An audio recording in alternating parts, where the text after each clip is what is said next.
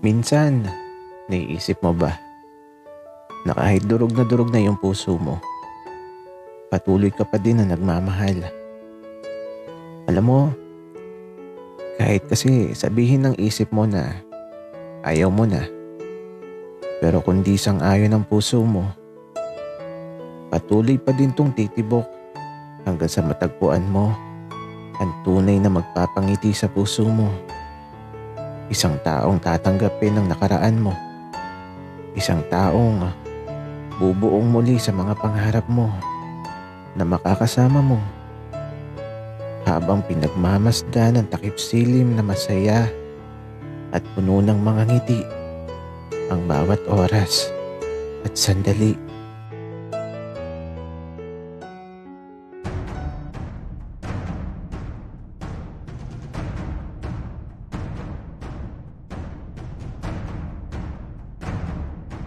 Kaibigan, huwag mong kalimutan mag-subscribe sa aming channel at huwag din kalimutan i-click ang notification bell at subscribe button. Subscribe na!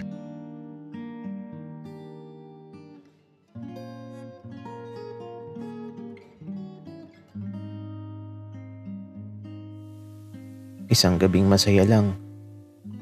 Isang gabing di nawawala ang mga ngiti sa labi namin ni Kurt.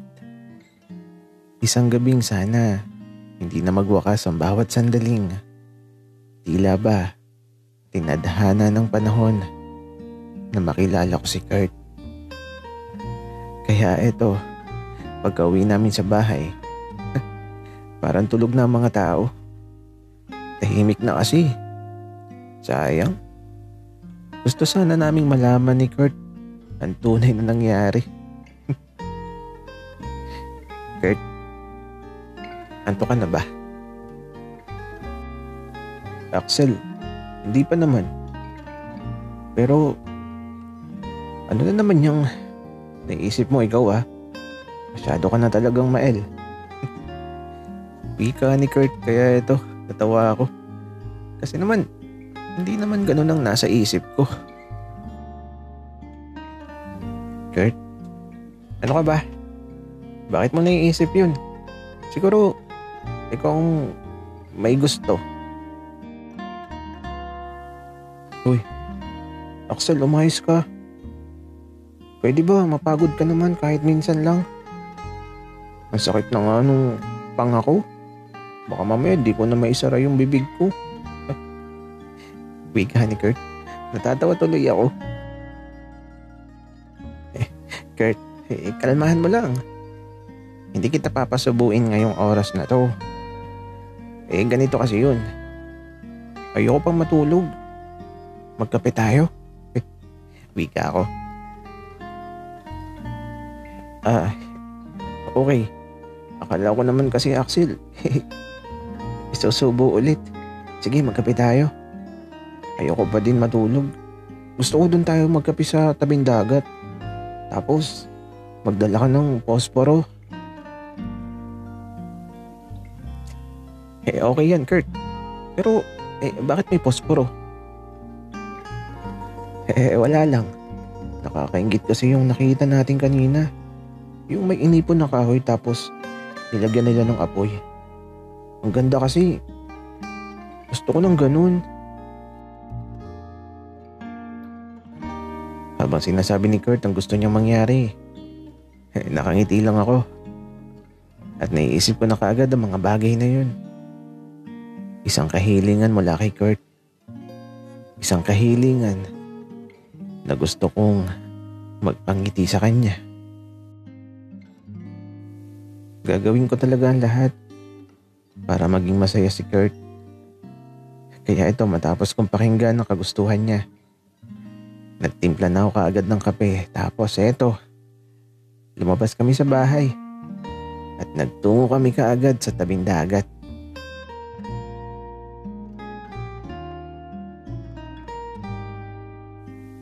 Kurt, upo ka muna. Mangunguha lang ako ng mga naanod na sanga ng kahoy. Axel, ano ka ba? Tutulungan kita. Tara na, manguha na tayo. Wika ni Kurt. Kaya naman, habang nagkakape, nag-iipon naman kami ng mga kahoy. Para kaming mga bata na naglalaro. Ang sarap lang sa pakiramdam ng ganito. Buti na lang at madami kaming nakita.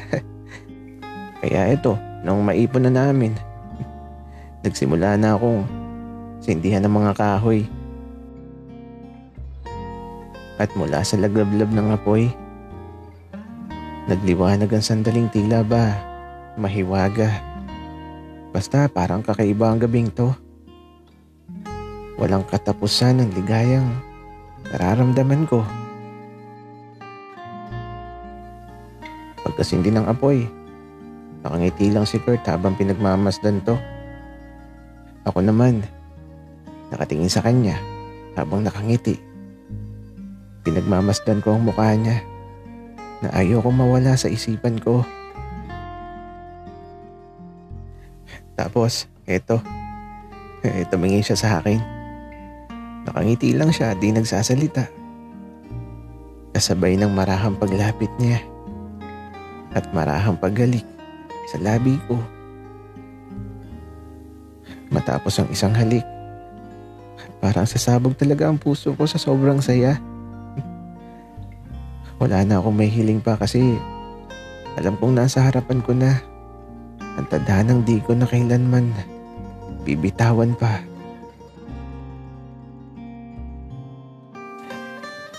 I love you, Axel. Alam mo, isa to sa pangarap ko, yung ganito.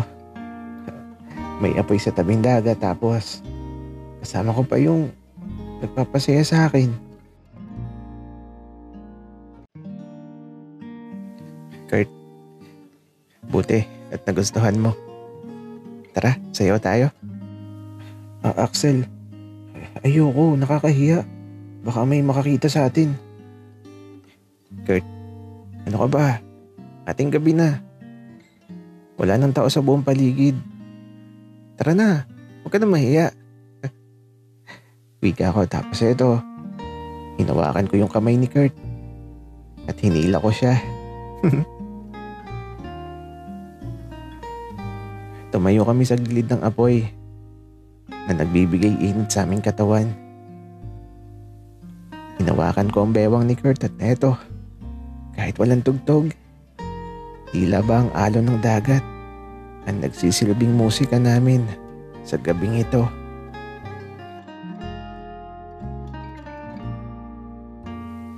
Kurt, umawa ka sa balikat ko. Tapos, sumabay ka lang sa galaw ng katawan ko. Axel, bakit ganyan ka? Sobrang sweet at romantic mo naman ata ngayon. Kurt, sino ba naman ang hindi gagawin ng lahat para sa taong pinakamamahal niya? Axel, alam mo, wala na akong masabi. Ang sarap mo kasing magmahal.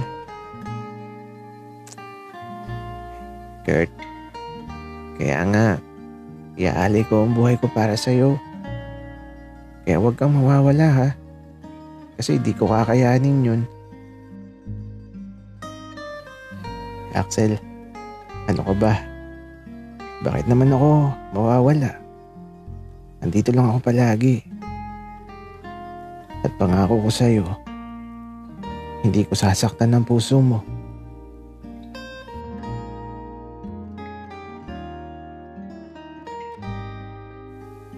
Mapapangiti ka na lang. Sa sandaling tila ba, ibinuhos ng langit ang kaligayahan sa buong paligid. Tuluyan ko nang niyakap si Kurt habang patuloy pa din ang sayaw sa gabing niyakap ng tunay na pagmamahal. Sa liwanag ng buwan na nagbibigay liwanag sa dilim ng gabi, pangamba sa puso ko ay napawi. Sa init ng yakap, gaya ng apoy sa aming tabi, lamig ng simoy ng hangin ay tila ba nawaksi. At sa dako kung saan aking pinagmamasdan, pag-iibigan sana ay di na mawakasan. Dahil gaya ng apoy sa gabing namasdan, liwanag mo'y hawak, hindi mapapanglawan.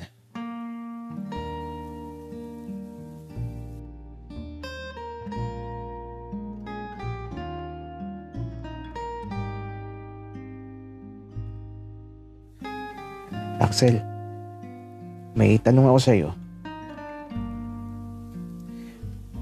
Ano yan, Kurt? Basta yung madali lang, ha? Oo naman, Axel. Madali lang. Eto. Bakit mo ako minahal? Kurt, ang hirap naman. Alam mo kasi, sa totoo lang, hindi ko alam kung bakit. Basta nagising na lang ako isang umaga na mahal na kita.